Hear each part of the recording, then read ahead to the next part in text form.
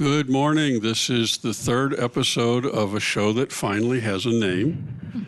The name is called What's Going On Around Here? A lot of thought. Market research, focus groups, a lot of work went into coming up with the name of What's Going On Around Here? Brought to you by CNL2 and by Sound Publishing. I'm Jeff Noedel, founder of CNL2. On the other side, back in the wires there, is Jeremy Tyler, who's a co-founder of CNL2. And with me is Heather Spaulding. You have something to do with Sound Publishing, I think? A little bit. What do you do over there? I'm the editor at the Journal of the San Juans. Okay. And then we have a mystery guest who we will be introducing a little more in a second, but she has two first names, and I'm trying to get them in the right order. Isabel Ashley. Correct. Not Ashley, Isabel. Isabel Ashley. And I'm going to let Heather introduce you in a few minutes. But first of all, this is a show, it's live. We're live right now. And we discuss a sampling of the things that you'll find in the newspaper this week. All three papers are in town now on the stands, I guess. Today, it's 11:10 on Tuesday morning. And there's some goodies inside the journal, which is good. This stuff's fun. I love this. And is there anything in this? This is what I always wait for. Oh, there's more. There's stuff in, look, food. In the Sounder. And what about Lopez? Do they have any? Yep, they do too. So the papers are out. Hopefully yours is coming to you, or else you're going to go get it. And today, if you want to, if anybody's out there, you can call us. Whether or not Jeremy chooses to put you on the phone hybrid or not is his decision. But if you don't want to, just jot down their comment or question and give it to us. So this is the By the Seat of the Pants Network. That's what this is. And it's going to be that way for a while. Our phone number is 360-745-CNL2. Another way to dial that is 360-745-2652. CNL2 2652 spells that. And for the young people in the audience, if you don't know that there are little letters under each number, sets of three. Did you know that? I do know that. You do know that? How do you know that? I was just going to say, ask a grandpa, and he'll explain why there's three little letters under each number. So if you want to spell out CNL2, you can do that. So first of all, let's talk about the new person here. Heather, introduce Isabel. Yeah. Well, I am very excited to have a new journalist on board, Isabel Ashley. She's already done a fantastic job for us, and I am just so impressed by how quickly she's able to pull stories together. We have not changed she's so new, really. We have not changed our header yet to put her name in there, but that will start next week. And most of you guys know Kelly Balcom-Bartok, and he unfortunately decided to no longer be with us. So that is the sad news. He's got a ton of projects on his plate, though. I can't wait to see it was amicable, right? Yeah. It's very amicable. Yeah. Oh, yeah, definitely. Yeah. He just had other things that he needed and wanted to do. So I definitely wish him well and can't wait to see what projects he... Yeah, and we'll keep tabs, and we will keep if you don't tabs already on him. know what Yeah. Kelly's doing, we'll make sure that Yeah. we'll tell you. So, but in the meantime, welcome, Isabel. Thanks for having me. So you want to talk a little bit about your background? Sure, yeah. So originally I'm from Kansas. You can say I'm, no longer in Kansas. Yeah. You're definitely not in Kansas Yes, anymore. Yeah, that's right. And I came to the island in April. I actually worked for a whale watch business over the summer, but originally my background is in mass media. So I got my Bachelor's of Arts in Mass Media and a minor in chemistry. I haven't really used that one very much. Where did you go to school? I went to school in Kansas, the oldest private school in Kansas. It's called Baker University. So I went there, and kind of right after graduation, I did some marketing internships for different health organizations. So I guess I was kind of still in the sciences. But and then after that, I moved to South Korea, actually, to teach English. Wow. And when I came back, that's when I moved to the island. But I was hoping to get back into media, and I saw a position that was opening at San Juan Island Journal. So I was, felt like it was the perfect opportunity to get back into, and I'm really thankful to be a part of this team. I've really missed the aspects of journalism that I love, which is meeting really interesting people, getting to hear their perspectives and talking. I mean, there's so many interesting people that live on this island, so I've really enjoyed that and being able to create a narrative to share with everyone else. How did you wind up here? Yeah, actually, when I was teaching in South Korea, I actually met someone. She's from Tennessee, but she actually works at the library now on island. She had lived on the island before, working at the same whale watching business. And so she just kind of suggested, when you come back to the States, if you don't know really what to do, then you should, come to the island with me. And so I followed her out here. And so, now I'm here. I'm a fellow Midwesterner. I'm from Missouri. Oh, really? Next door. I actually went to college at William Jewell in Kansas City. Oh, yeah. So maybe we have some Kansas City. I'm familiar. Yeah. Share. Come to me. The Bearcats is the team, the mascot of the Herman, Missouri High School. And I covered news there for 6 years in Herman, Missouri, which is, I don't know if you heard of Herman, but it's in the wine country on the Missouri River. Hi, Herman. I don't think we have audience there yet, but we will. We will. So, so it's great to have you here. Your work is excellent. Your writing is excellent. Your reporting is excellent. So, Agreed. Good for Sound Publishing, good for Heather, good hire.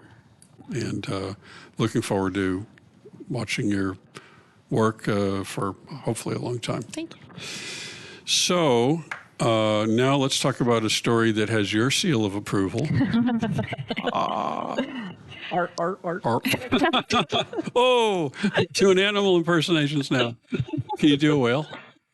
No. I work for a whale business, but... How do you do the blowhole sound? Yeah, that's better. Yeah. So you do seals and whales. That's great. Look at that. But that's about it. So you should subscribe to CNL3 so you can see much more of this in the future. That's the kind of quality broadcasting we have coming here. Tell us about seals. Well, this was a pretty amazing incident. I found out on last Friday, or the Friday before, that I was personally invited to a seal release. Now, I, being an animal lover, have always wanted to go to a wild animal release, so I hopped all over that. And it happened Saturday morning. There were 5 seal pups that they had rehabilitated over the course of the summer, and they let them go. They actually had a 6-1 that was not quite ready for release. They were still looking for that behavior, which what they look for is the weight of the animal, whether they can feed themselves, whether they're doing that, diving to the bottom and grabbing the fish. And so this 6-1 wasn't quite ready, but the 5 were just so amazingly cute. And when they opened up the cages, they just went right. It's like they knew right what to do. They are seals and going to be seals. So that is a top-of-fold front page story right there in the center. And if you do get the paper, this is what you can look forward to this afternoon. And if you don't, it's definitely worth going and picking up a paper to see. Great story. So we also need to talk about witches. Oh, yeah. Okay. They came to town. So, Jeremy, do you have some evidence of witches? It's working on it. So we were having coffee at Riptide Saturday morning, and look what came in. You want to explain what we're seeing here? Yes, absolutely. This is actually the third annual Witches Paddle. And it was a gorgeous day for it. There were I didn't attend the first one or the second one, so I'm not sure how many people came, but there was like 30 witches, I think, at least. It was a good turnout. Yeah. Yeah.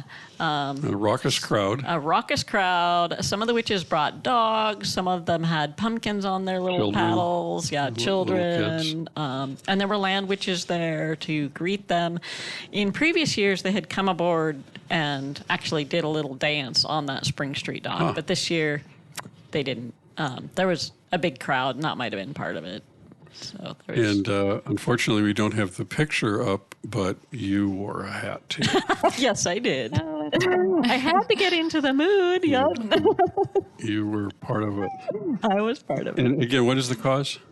It's not really a cause. It's more of a gathering. A celebration almost of, witches historically have gotten kind of a bad rep. So this is, kind of a fun way to spread joy and really celebrate these women who are also healers and really had kind of an important impact in their community that were misrepresented. And so I really enjoyed hearing about that perspective of the organizers whom, this kind of event, when I first came and Heather was like, we should talk about the witch paddle. And I was like, what is that? And so I guess it's kind of occurred all over the Pacific Northwest. And I mean, kind of all over the states, wherever there's a body of water. And the organizers heard that a couple of years ago, they did one on orcas.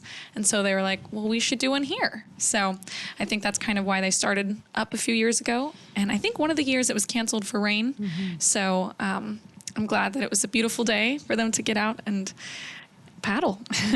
How did I not know any of this? This is all news to me. This is a thing where there's a body of water and coming up on Halloween, the witches come out. get surfboards and paddle around.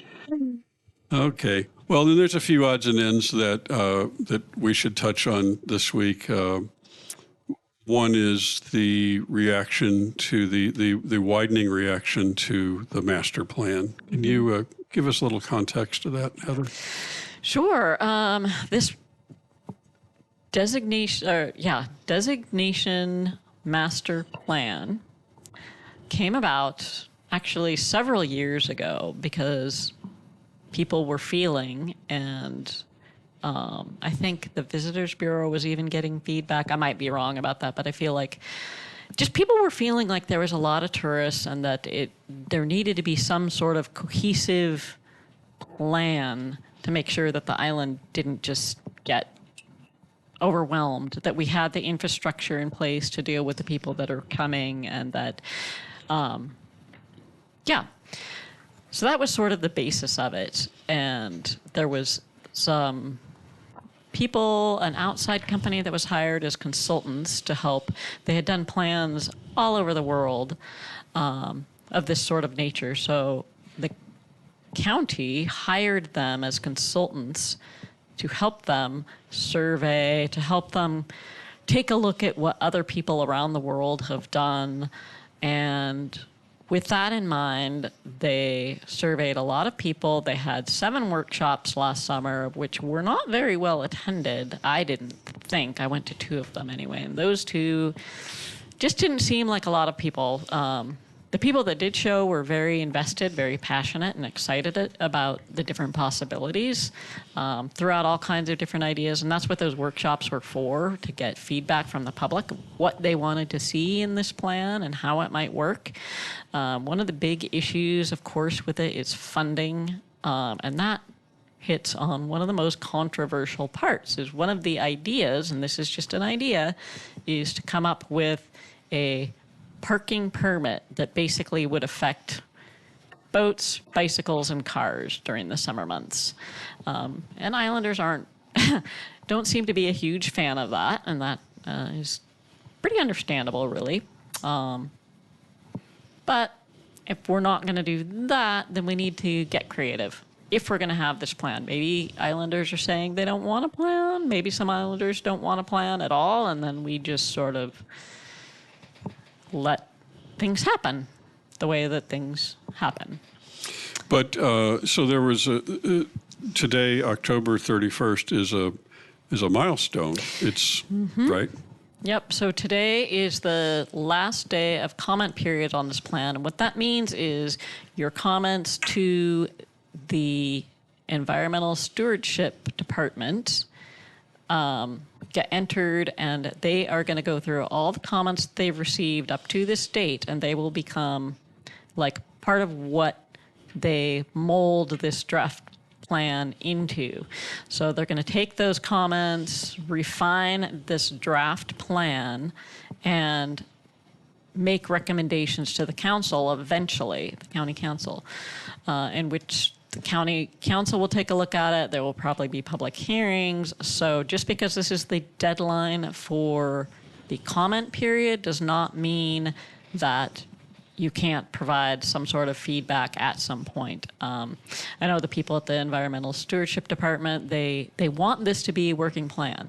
Everybody wants this to be a working plan. They want the public to be invested in it, and they want it to be something that we islanders want. It's not going to work if we don't. So just because this is the deadline does not mean you can't put in some kind of feedback civilly. So it does not automatically become the plan tomorrow, No. November 1st? It does not. It's far from it. Far from it. Yeah. Okay. And are there other mechanisms for input? I guess there are still. I mean... Yeah, now that's sort of a little squishy as to what those are, but you can very simply take a look at the contact information for the environmental stewardship and look up their contact information and email them and say, hey, I wanted to provide some sort of feedback. Or you can talk to your council Or you can member. talk to your county council. Yeah, absolutely. Right. And their contact information, again, is on the county website. Any guess as to how far we are away from them making a decision? I think it really depends on how quickly staff can put all the comments together and work on their recommendations, how quickly they get that done. They've got other things on their plate. Sure. So I don't see it happening, certainly not in a month, probably more like 2. But I'm just, Guessing. Yeah. guessing. So Okay. Well, we wanted to bring this up because it is getting a lot of attention here. And we wanted to make sure that there's no perception that this thing just snaps into place tomorrow. That is not at all the case. right. So, and I have a couple other things. Maybe you've heard, and we haven't talked about this in advance, so here we go. There's no pre-pro on this one. Here it comes, but here come the curveballs. Okay. But I've shared with you privately, I guess, my question. It's just a question about why we can't get COVID shots here in this county, or at least on this island, or at least the places that I've asked, the obvious places like the drugstore and the hospital. Do we have any? Do you know? Well, actually, we were just talking this morning about covering that topic. So right before we came in today, I started kind of researching and looking up to try and get an idea and understand. And yeah, it looks like so far it's a COVID booster is only available for those between 6 months to 19 years old. And I remember seeing on the drugstore website that they have to have I believe it's the Pfizer, just due to shelf life purposes. But yeah, you can definitely look forward to a story about that. Okay, I'm definitely going to be meeting and reaching out to the health department and Peace Health and the drugstore to kind of understand a little bit more what's the holdup, and if there's an update on, I think they were saying late November or some point in November. So Update. right, I want to get an update on that to Right. see, because Okay. that was probably posted maybe Okay. back in September. All right. And then this is really raw, and I don't know if you've heard anything about this at all, but it seems like there might be some changes in the way Amazon is delivering on the island. Speaking for myself, I've got 2 packages totally in limbo. We don't know where they are. They actually look like they've been canceled. It seems like they're trying to funnel things through the post office now, which in my personal experience, love the post office. Great people. You're great people. But there has been some glitches in getting Amazon packages for me through the post office. Do you know, have you heard anything? No, and that's another story that we've put on our plate to kind of look It's into. like you were at our meeting this morning. Well, we're down the hall, and Yeah. I do have a little microphone down there. We've been bugged. Yeah, I have just been hearing the rumblings too, something about USPS getting the contract for Amazon, and I don't know what that means. I don't know what that means for UPS or FedEx. There's also this sort of misnomer I want to clear up that Post San Juan closed. Post San Juan did not close. They just moved. And they moved to where the Eventide Clinic used to be. So if you go in that direction, you'll see them. And I think we should do a little article with them to clear that up as well. Yeah, I guess the main question would be, if there has been a change, is can Islanders still expect the package to show up at your front door the way it has with Aeronautical Services and FedEx? Or is that now off, and we now are going to, because the lines can get kind of long at the post office, and if everybody's going to have to go to the post office to get there, I'm not starting any rumors. I'm just asking. That's a question. But historically, we have had Amazon send things that were like intended to go into a mailbox that don't fit in a mailbox, and that's typically, we've even had things sent completely back, important stuff like for CNL. And so what are the protocols? What are they going to do that Aeronautical used to do, or FedEx, used to do? Maybe, and are they still in the mix somehow? I'm not telling you how to report the story. It sounds like I am. Sorry. I have no idea. I don't know what this means. I didn't even realize that there was some sort of official contract until this came up. Right. So it's. But Islanders depend on Amazon mail order more than even. Yeah, especially since COVID, like people are ordering online more. Right. So it's something we got to figure out. We got to figure out what's going on around here. I know. What is happening? What is going on around here? So thank you, Heather. Thank you. It's a pleasure to be here, as always. Isabel. Got it. For your professional journalism that you provide to the county. And now more than ever, we have to be careful where we get our news. That's kind of my mantra. Be careful where you get your news. We have to protect and preserve the professional journalism that's here, because so many small towns have lost their newspapers, still losing 2 per week, which is a scary, scary thing. But we have not just 1, but we have 3 papers here to protect and to support. And so we are triply lucky in these 3 relatively small islands to have 3 great papers from Sound Publishing. And it's important to remember that when journalists do disappear, as they have been in 2 papers, it's just a staggering number. There used to be 8,000 newspapers in America.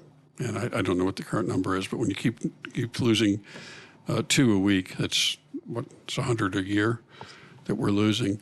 When a town does lose its journalists, and then the shenanigans in government starts, or accelerates if it's unchecked. And among many things that I think people are unhappy with when that happens is money gets wasted, to say the least, and even worse things can happen. So for just $5.95 every 4 weeks, right? You'll correct me if I ever get that wrong. You can keep professionally trained eyes on the levers of power right here. And you can think of it kind of as an insurance policy for our local democracy. $5.95 for 4 weeks is, I did the math, and I ran it through the supercomputer, and it comes up to 21 cents a day. So for 21 cents a day, that's your insurance for efficient government, or at least you're not the government, but you're reporting on what the government does and keeping them honest. And in my book, that's a bargain. If we also want you to understand that if more businesses and people advertise in the papers, these three great papers, the San Juan Journal, Orcas Sounder, and Lopez Weekly, then there will be even more news, right? If you advertise more, you get to put out more news. Absolutely. Every time a normal newspaper reaches a tipping point in additional sales, enough to add 2 more pages to the paper. So the typical page is 4, right? Newspaper We've lesson got today. Eight So this pages, is 4, but if you can add 2 once, on the sides there, then you've reached a tipping point where you can add another, half page. And that's when, since these things are kept in sync in a ratio, then you have the opportunity to cover more news. So people say there's no more news. Well, look at the staff here, look at the capabilities and the skills of these 2 people, and think of Kelly, who did a ton of great work. Mm-hmm. So the quality of the work. It's a question of how much space they have, and that space is not dictated by Sound Publishing. That amount of space that you have to deal with is dictated by how much ad support there is from the community. So remember, more advertising, more news, right? Right. Am I lying? 100%. You are not lying. Not lying. Okay. And it's my goal. Like next year, I really want to pump up the advertising, consistently have a 10-page paper. Wonderful. We can do it. It's a good goal. We can do it. That's a goal that really the whole community should know about, and because that's where the solution is going to come from. Yeah. So we'll talk more about that. I think that's something that everybody can understand. Yeah. Heather, who would a person call if they wanted to advertise? Call me. I'll hook you up with the person who will advertise. Right now we've got a couple, but both of them are on Orcas, so that can be kind of tricky. So I will be the person to sort of hook you up with the right representative. But you don't sell the ads. I don't actually sell the ads, but I'm happy to be the... I can't bargain with you. Right. I can't wheel and deal. No. Okay. I can be the conductor. Okay. All right. So please support local professional journalism. Be careful where you get your news, and we'll see you next week. See you next week. Oops.